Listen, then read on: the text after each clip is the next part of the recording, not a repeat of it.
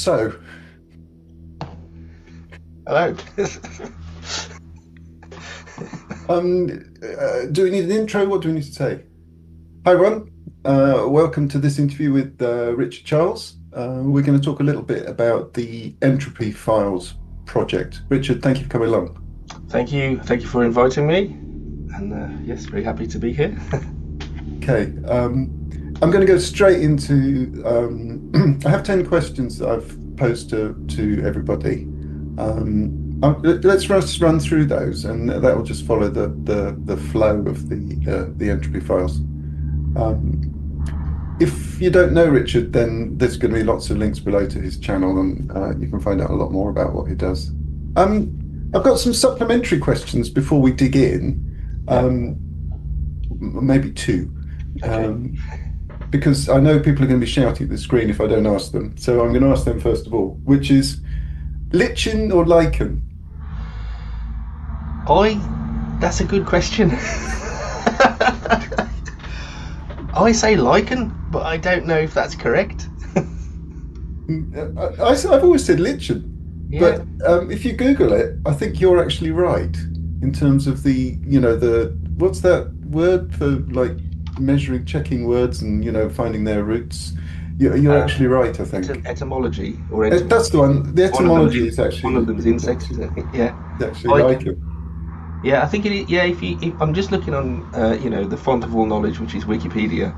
Yeah, It does say in the pronunciation lichen, lichen. yeah, Um, but then actually it also says UK also lie, and it does look like chen. yeah, So I yeah, think both are acceptable. yeah. So anyone is screaming at the screen, Yeah, maybe one's American, one's UK yeah, pronunciation. yeah. Second question. Andy Edwards, you spent some time with him. Yes, I know Andy Edwards very well. Oh, really? Yes. So Andy and myself and Andy worked together at a local FE college where we taught music. Ah, And so he had worked there for many years before I started working there, and I started working there in 2019. So that's how I've got to know Andy through work, and then he no longer works there because he's got his own YouTube empire. yeah. That was actually how I came to your channel, believe it or not, Right. Yes. via kind of a bit of a weird route. But yeah, Yeah. Andy Yeah. Edwards. Yeah. Okay. Yeah. So we've done various little projects here and there, and I've appeared in a few of his videos as well. Yes. Okay. Oh, thanks for clearing that one up because yeah, you two seem a bit disparate. I mean, he seems to want to have fun, and you were kind of like, here's Mr. Modular. Yeah. Yes, and I know like a lot of he's very comedic in his videos, which I'm not so able to do. Yeah. Both have their merits, 100%. So Yeah. yeah. Yes. Okay. So let's move on to the entropy files. What was this project about for you? Because the way I engaged people with this was to send a quick email and say, here's a long video. What can you do with it? So what did it mean to you? Yes, I think it was interesting. The idea I think that you'd explained in your email about the process that you developed for what's the right word? Not dismantling, but how you process the images with swapping the pixels around, and the idea of entropy as a physical process as well. And simultaneously, I had been working on a completely different project, which was to do with it was actually, the theme was growth and biodiversity and so on, and I'd interpreted that through lichens. So I'd gone to the stiper stones, and I'd taken some images of lichens and done some field recording there, and I was intending to make this piece of music which was about growth and using all the field recordings and so on. But that project never actually was never completed, and for various reasons I never got around to finishing it off. But I just thought it was kind of a serendipitous thing that you'd contacted me with this entropy thing, and I'd already got this other thing to do with growth, and the two things seemed like the contrast of like growth and entropy together would be quite interesting. And I remember in your first email you'd said you'd got the various videos that you'd already created, but you'd also said about if there were any images that I might have myself that I would want you to process, and I just thought this would be a really good opportunity to blend the two things together with those the lichen images which I'd got. Lichens being these kind of algae fungal type bacteria, I guess. I'm not entirely sure exactly what they are, that grow very, very, very slowly over time, which sort of seem to match to the idea of the entropy and that slow. Do you say degradation? I don't know if that's, or deconstruction. I don't It's know what deconstruction. Yeah, I mean, Yeah. the process is one of well, it's actually reconstruction. Yeah. You've actually answered question two. Question two Right. is which is your favorite video, which is great. I mean, question two is which is your favorite video, because I sent a number of Yeah. my own images. Mhm. Your favorite was clearly you've explained, you've brought your own video to this. Yeah. People can Yeah. watch that. Yes, the thing about your lichen is the way that it actually hits the algorithm perfectly, which is the idea behind the entropy files is behind entropy. The code is to try to encourage within the JPEG colors to move together.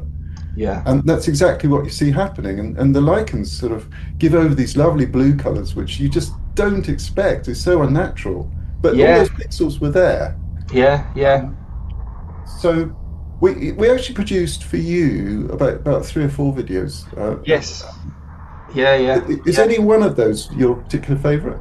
So I think there was one. The original image was it was looking at some rocks, and there was like a little window in the rocks where you could see through to the landscape on the other side, and so you had the darkness, very, very dark of the rocks, and then the sort of white of the clouds and the landscape through. I quite like that one, that was the contrast of the light and the dark, and the lichens which were around. That was, I like that image. But to be honest, I think they were all really interesting. And as you say, the colours that came out were not colours that you could notice. And I think it's probably that some of the colours, like the blues, and I think there might have even been some purples in some of them, that are probably only there very minutely, that you can't even really tell. I mean, they might even have been artifacts of the lens. Absolutely. It's not an expensive lens that I was using, so Yeah. That's where some of those colours could have come from, and as they coalesced together, that made it obvious that they were there, which was kind of really interesting. Yeah, so I think all of the images and how that worked were it's difficult to pick a favourite, really. Yeah. Okay, for the music, for the soundtrack, different people have done different things. So you've got a huge modular there. Yes. You've got lots of toys. So what tools did what tools did this bring to life for you? What tools did you consider using to make music for this? So I wanted it to be so the original, when I was thinking of this Lichen project, I wanted to do something with drones, and that was my original intention. And I thought that would still work with this project as well. And so I think initially I'd started just trying to create drones with the modular synth, which was fine. But simultaneously, I'd also been experimenting with time stretching in Reaper. So most of the time, my music, I just create it in the modular synth and then just have a stereo output from that left and right, which goes into the computer, and I just record a performance, and that's it. I don't do any editing or anything like that in the computer. Ah, okay. So this idea of time stretching that I'd come across, which is kind of a new thing for me, was to actually record a piece of music from the modular, the usual way that I would do, but then to time stretch it to extreme lengths. So I might record a piece of music for 6 minutes, but then time stretch it out to an hour, which has the effect of really, it sort of creates a sort of pad-like drone kind of sound from what were initially quite short, quick sounds, which probably sound more typical of a modular synth, or what people associate with modular synth. And that was I think possibly the first time, or one of the first times, that I tried doing that as a way of producing a piece of music. So it was kind of an interesting experiment as well. So I did it in Reaper, and then I'd come across another piece of software as well, from ERCAM, which is ERCAM Labs in Paris, where it's a sort of sound research institute. And that's called TS2, which I assume stands for time stretch. So whereas Reaper obviously is a DAW that you can do lots of things in, and then this time stretching is kind of just one way. It's a module, one function of it. One thing that you can do. So this other piece of software is really about manipulating sound, specifically stretching it, and then it's designed for that. Applying various other things, sort of filters and so on, that you can sort of then manipulate the sound as well. So having stretched it, I then put it through this other piece of software. I actually tried stretching it in both. I stretched it in Reaper, and then I stretched it in this other software as well, to sort of compare the two. And I did prefer the Reaper version, actually, which was kind of interesting. But then having stretched it once in Reaper, I put it back into this TS2 software to sort of manipulate it further, and add. So I think towards the end of it, you can hear some sort of changes in the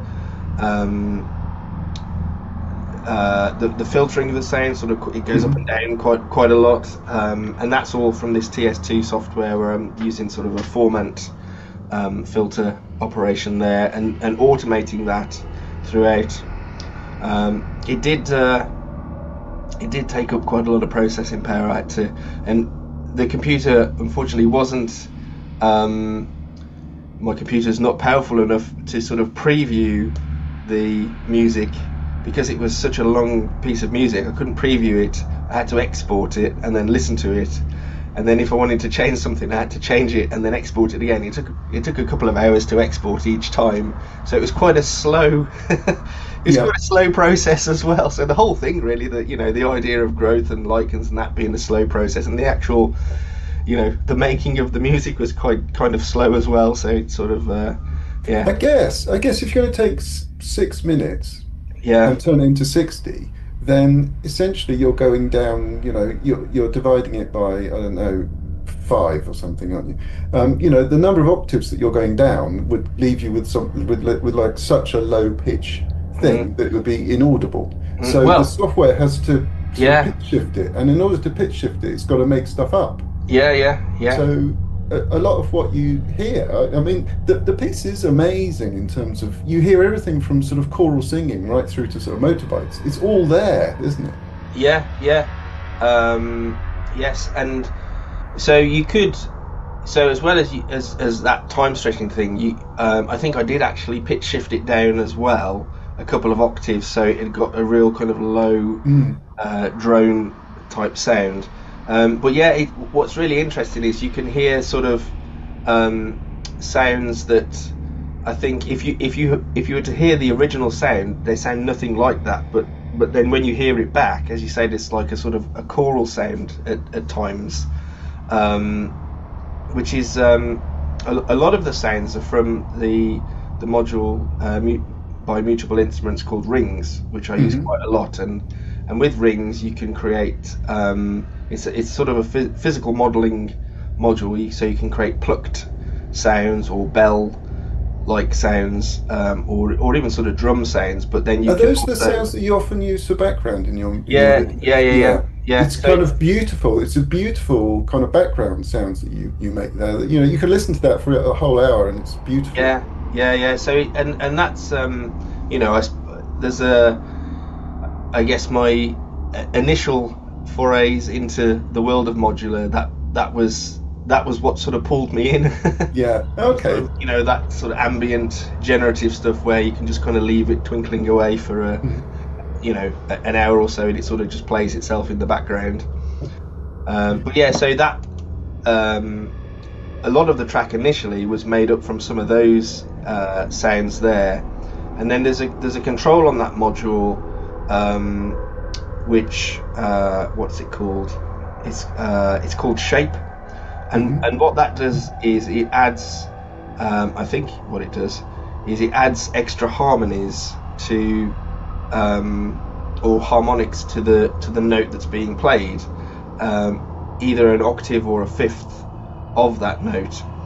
But then obviously as different notes are being played, the octave or fifth that it adds is relative to that. And as you sweep through the control, you're sweeping through the different harmonics that it adds. So it's possible to add it. You can almost use that control to sort of play a lead part by sweeping up and down.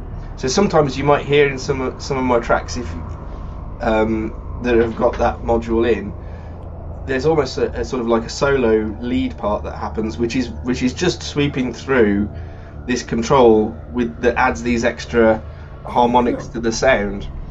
But then when that's time stretched out, it does create some very interesting sort of tones, and sounds which might be what you sort of interpret as a choir.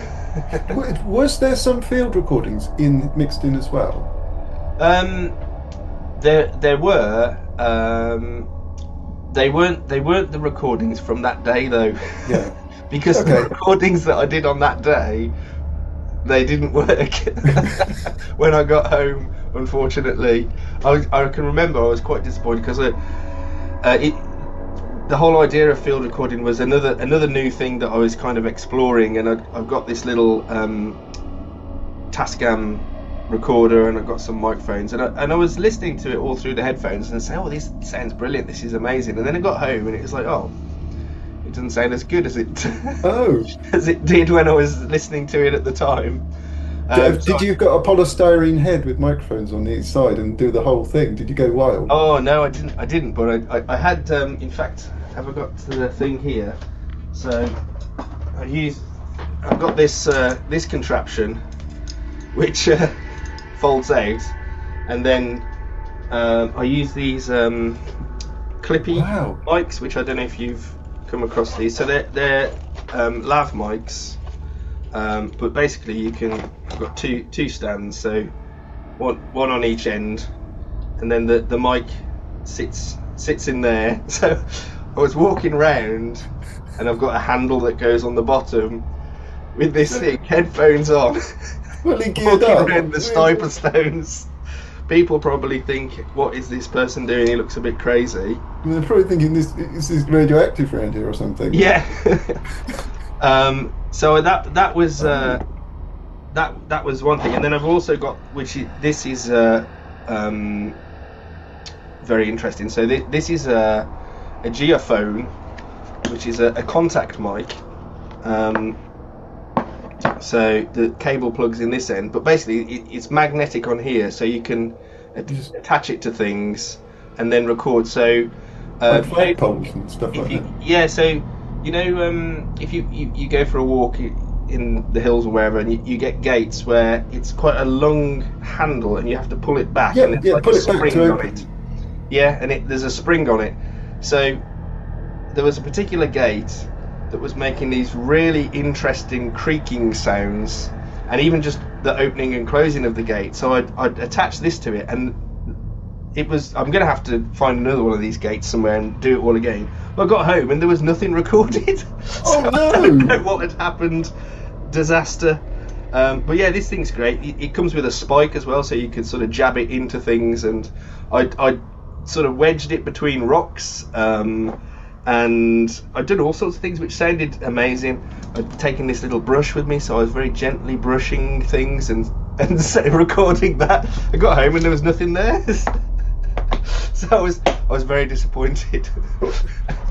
Is there some of this on your channel? Are we going to see this in the future? Hopefully. We're going off the track, but this I is know. really interesting. To hell with lichens. Hopefully, I think I'm going to have to go back and do it all again. Yeah. But it's a day out, because it's sort of how long is it? I don't know, an hour or an hour and a half maybe to sort of drive there. So it was a nice day on that particular day. Now we're getting into the gloomy months. Although that might be interesting as well, a different atmosphere maybe. Yeah. Okay, we've talked about your approach. That was actually the next question. Your approach was obviously a software-based one, a lot of time stretching, a lot of kind of take the modular, stretch it, leave it for an hour, come back, listen to it, see what's cooked. Yeah, completely the approach. You know, I talked to modular people because I figured, you know, generative modular patches, you know, put some wires in, go away. Yeah. Martin's project done. Your approach was completely not that, which is amazing and completely. Well, I think initially when you know I first thought about it, that was what I was going to do. Yeah. And then, as I say, this other thing came along, or rather didn't didn't come out as intended. And I thought, actually, if I repurpose this, it might be more interesting than what I was originally planning to do, and also kind of gave me an opportunity to try some new things out as well, which is always interesting. Did you achieve what you set out to create? Did it work? I think so, because and it's an interesting question, because I often try, when creating a piece of music for whatever it might be, I try to have as few expectations or intentions as possible, because I think sometimes if you're too attached to a particular intention, you could produce something that's really good but throw it away because it's not what you wanted originally. Okay. And Okay, I think I've been guilty of that in the past. So I try to, obviously, I think you know, the video was going to be an hour long, so the piece of music needed to be an hour. I wanted something that was going to develop slowly, that would fit in with the idea of the lichen's growth, and also the idea of the slow deconstruction, reconstruction of the image through the entropy process. So it needed to be slowly evolving, and other than that was it really.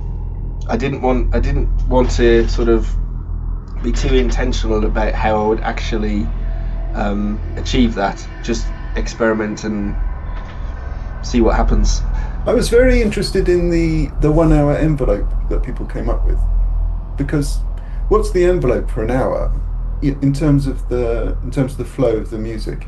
Is it, you know, slow build over an hour and then drop, or is it you know, like a build up and a down? Because those are the kind of questions that I guess people would be asking, what it is they're going to make. Is it something linear? Yes. because my one thought that came to me about this process was how we scroll, how we just move on through stuff. Yeah, And yeah, this is one of the thoughts about this video was that maybe people would just scroll it, just click, click, click.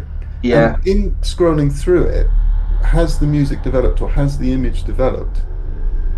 Um, so there was a bit of a commentary on our scrolling, kind of impatient dopamine yeah, yeah, society. yeah, yeah. So what envelope do you take for the music with that in mind? But I think for me, I thought it probably built to the middle, and then from there on, it kind of there was a lovely kind of almost sinusoidal flow to it. It was kind of growing and dying. Yeah, And yeah. well, what did And you have in mind for an envelope? I think a lot of the a lot of the tracks that I try to do, I will I will often try and figure out some kind of peak of the music first. So when I'm working with the modular, yeah, you start patching things together, and I'm looking over there because I'm looking at it whilst I'm talking.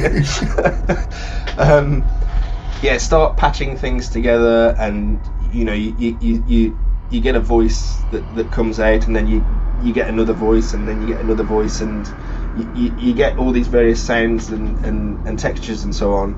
And then I think you kind of job then becomes a little bit more like a conductor of an orchestra that sort of you've then got to think, well, what am I going to do with all these voices? You could just leave them all playing together, just leave it going for however Mhm. long, or to try and map some, as you say, some kind of envelope to it.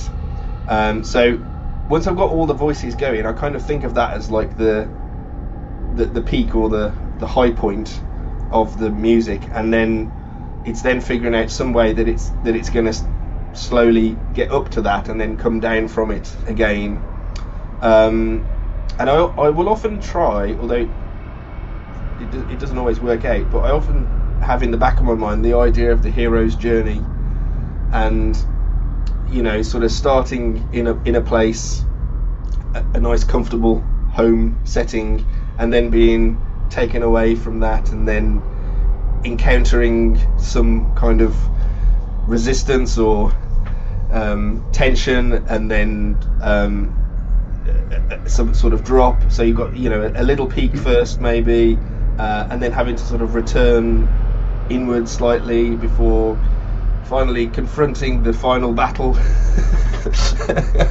I say it doesn't always work out like that, but I think it's quite interesting how if obviously Hollywood books, novels, films, movies, TV shows quite often follow that. It, Whether it's a it's comedy or an action film or whatever, they quite often follow the idea of the hero's journey. But a lot of music does too, probably unintentionally. It's just part of our because it works. human way of. It's a story that's been around for such a long time. We've sort of, I don't know, we've got it ingrained within us. So a lot of the music I think I do does end up kind of following that trajectory. In terms of this piece, the actual, I think the original modular piece that was 6 minutes long, it probably did follow that, but then when that's been stretched out, that trajectory is still there, but it's obviously a lot. It's a lot longer, and then I think what I also tried to do is once I'd stretched it and then I added in some automation on some of the filtering things in the software, I was trying to accentuate that structure to a certain extent, or towards the end I was trying to make it a little bit more kind of chaotic, I guess. Okay. So from all of this, what did you learn from this process? Well, I think it was, there were a lot of new things for me to try, and that's always important to do, and it's good to try all these new techniques, and since I've done it, I've explored those further, and those are also going to be things that I want to sort of delve into a lot more. but also I think the idea of collaboration. A lot of what I do is just me in the studio in my room, tinkering away in the dark, and it's good to actually be involved with somebody else and somebody else's project, and to have an input, an external input, really, that brings about things that you wouldn't consider just on your own. I would agree with that, because this piece of software that I wrote would just be on my hard drive Yeah, if I hadn't sort of taken it to offered it to somebody else. It would have been like, oh, that's interesting, yeah, move on. So yeah, I'd agree with you on that. That if you collaborate with someone, then you can develop something further. yeah, and I think that's a lot. It's interesting that what you said there about if you hadn't done that, it probably would just sit on your hard drive. And actually, there's a lot of things that people do, in their home studios or back bedrooms or whatever, that are actually really interesting and really good, but nobody ever hears or sees them, probably because they just do it, and then It doesn't come to light. yeah, and that's fine, because if people take pleasure in that, and but I think it's also good if you've got something like this where you've got an actual project to try and do something, then it's an opportunity to get these things out, and that otherwise you might not. Would you recommend this to other musicians and artists? This kind of this. Well, I mean, specifically Entropy. Take a 1 hour video, something that's kind of off your normal thing. Would you recommend this to others? Oh, definitely. I mean, anything really, anything that, as you say, is off what you do normally, is just really an opportunity to sort of grow and learn and expand what you can do. And so I don't think it matters really what type of music a person makes, or maybe it wouldn't work so well with a 3-minute pop song, but but whether you're working with modular synths or traditional instruments, or and some kind of noise musician, a guitarist with lots of effects pedals, or whatever, it doesn't really matter. Just having the opportunity to collaborate with other people and do something different is just really worthwhile doing. Everyone should do it. Yeah. Okay. Any particular insights, either technically or any other insights from this process that you haven't talked about? I think it's just just a lot of the time stretching stuff was new for me to do, and that was interesting. Are you going to do more of it?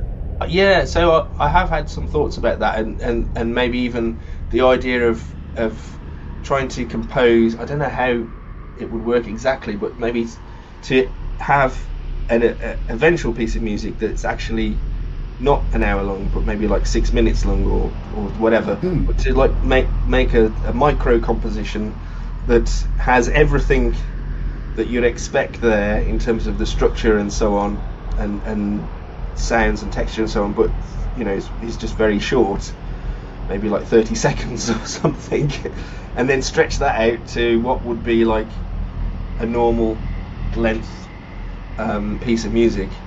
What about going the other way as well? What about compressing? So taking an hour-long recording of something very low, yes, and speeding up. Yeah, no, that I hadn't thought of that. That would be an interesting thing, wouldn't it? Because you probably the some of the sounds that rhythmically once you squashed it up that much, you'd be getting that rhythm would be entering what you would be sort of like audio rate, so you'd probably end up creating sort of some kind of interesting tones or textures. Yeah, that is quite interesting actually. Yeah. I might I'm have to just try thinking it. like time lapsing the sea going up and down. You know, the Yeah, sea doesn't move, but time lapse it and the sea goes up and down, doesn't it? yeah, yeah, yeah, yeah. Yes, How that. long? How long? I envisage this as not taking too much of anybody's time. How long did it take you? Um, the initial patch that I recorded, um, it it probably took like I don't know, a couple of hours or an evening or whatever to sort of patch that together, because I do Yeah. try and work quite quickly. Again, it sort of ties in with not having too many expectations or anything. I try and work quite quickly in order to eradicate any form of self-doubt of like, well, that's no good, let's start again, kind of thing. um, so so I did that quite quickly. Uh, the time stretching in Reaper takes about 2 seconds because you just drag the thing out, and the I guess what was the timely part was the exporting the file and then having to listen to it and then go back and make adjustments, and that was really just down to the limitations of my computer more Hmm. than anything. So it wasn't. I'd say it wasn't particularly. It did take a long time, but that was more to do with the computer than me sort of labouring over it. Okay, so elapsed time versus sort of CPU time. Yeah, Yeah, yeah, okay. yeah, yeah, yeah. And I say I always do try and work quite quickly, because I think when you start sort of labouring over things too much, then you start getting these little voices coming in saying, "Oh, that's not right." That's a really interesting message there. I'll pick you up on that. Is in the creative process, it's just don't linger on stuff for too long. Yeah, Just get it done. That's yeah. interesting. And I think as well there's many times when I've found files on the computer that I might have recorded a long time ago and kind of forgotten about, and you listen back to it and you go, oh, that's quite interesting, but at the time you remember that you thought it was terrible, um, or it wasn't worthy of Hmm. being shown to anybody. Or you might record something and you don't think it's very good, and then somebody else listens to it and they think, oh, I quite like that, that's really good. And I think more often than not, your own inner judgment is not to be trusted. So often it's good to let something cool down and then go and Yeah, revisit it. and so you know by working quickly, as quick as possible, you can sort of eradicate that part, that little voice, and then leave it for a little bit, come back to it, however long later, and you hear it more akin to the way a stranger would hear it than the person who's made it, and the stranger's judgment maybe is better than your own. I don't know if that's a valid thought or not, but Any final thoughts?